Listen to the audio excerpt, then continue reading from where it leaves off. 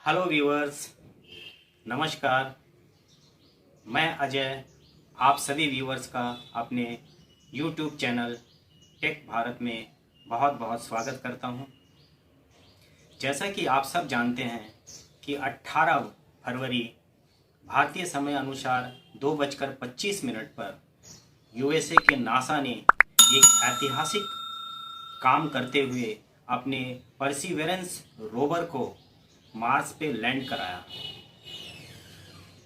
और मार्स के जजीरा क्रेटर नाम के उस दुर्गम स्थल पे परसिवरेंस रोवर का लैंडिंग करते ही यह इतिहास में दर्ज होने वाली एक अभूतपूर्व घटना में आइए सबसे पहले हम ये जानते हैं कि ये हेलीकॉप्टर की जो बनावट है ये कैसी है।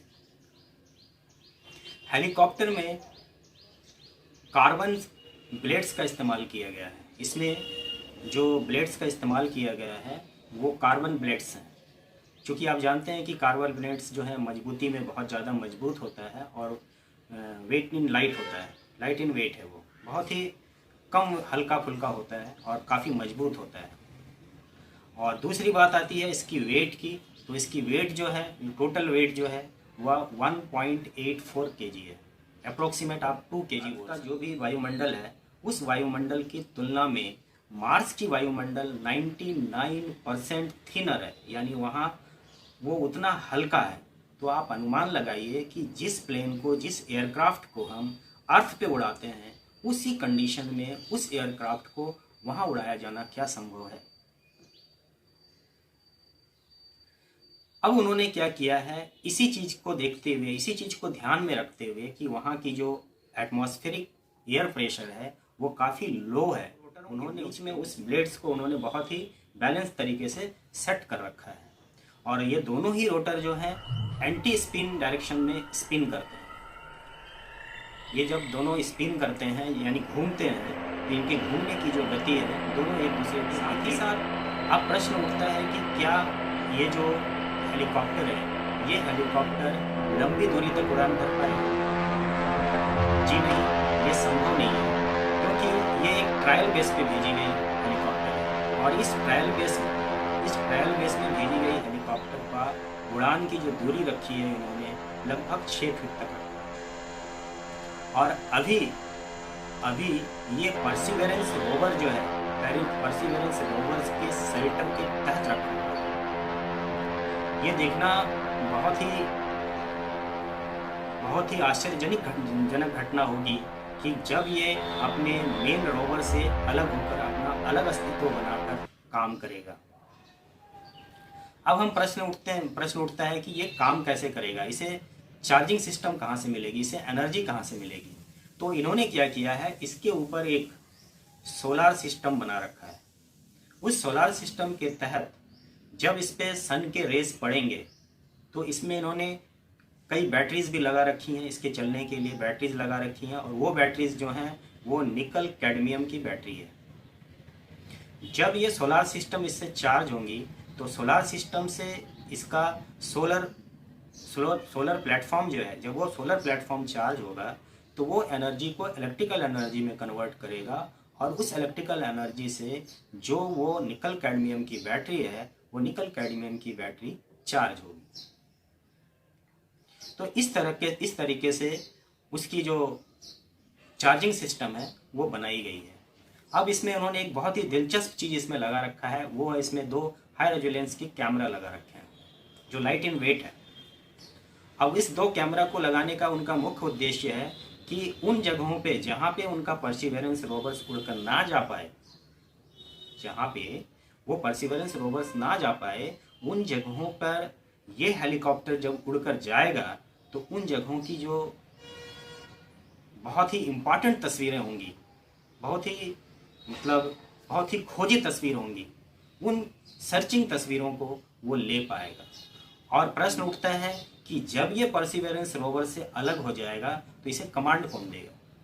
इसे जो कमांड दिया जाएगा वो अर्थ स्टेशन से इसका कमांड रहेगा, क्योंकि उस समय उसकी जो संपर्क है, उसकी जो जो शेल्टर दे रखा है उसको रोवर ने, वो रोवर के शेल्टर से बाहर निकलेगा और अपना स्वतंत्र अस्तित्व खोजेगा। आप कल्पना कीजिए कि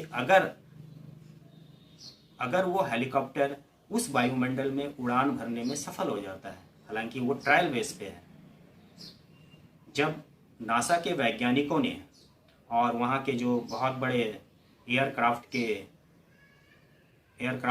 को बनाने वाली जो बहुत बड़ी कंपनी है, जो राइट ब्रदर्स के नाम से जानी जाती है, ये दोनों ने मिलकर अर्थ पे ही, यानी नासा में ही, एक आर्टिफिशियल क्लाइमेट को तैयार किया था जो इक्विवेलेंट टू मार्स था, जो मार्स से मिलता जुलता एक वायुमंडल अर्थ पे बनाया था। और उसी वायुमंडल पे इस हेलीकॉप्टर का सारी प्रक्रिया का जो ट्रायल था, जो इसकी टेस्टिंग थी, वो टेस्टिंग की गई है। हालांकि वो टेस्टिंग अर्थ में की गई जो उनका सेल था, जो उन्होंने चेंबर बना रखा था, ट्रायल चेंबर बना रखा था, उस ट्रायल चेंबर में उसकी उड़ान तो सक्सेसफुल थी।